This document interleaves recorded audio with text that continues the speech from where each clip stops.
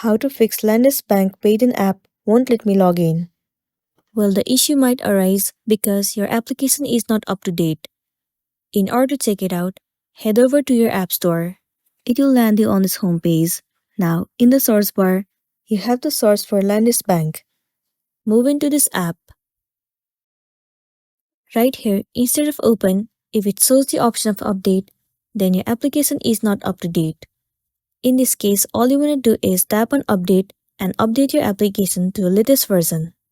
Once you have the latest version of the app, now the next step you want to do is head over to the settings of a device. Move into General.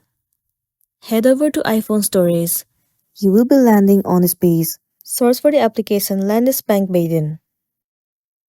Once you find it, move into it. In here, you'll see the option of Offload App. Click on it. And then once again click on Offload App. It means clearing the cache and the storage of the application. Well, it will remove all of the unwanted bugs from the app and make your application run smoothly. With the help of this, it might fix the issue that you have been facing. If not, you can uninstall the application and reinstall it again.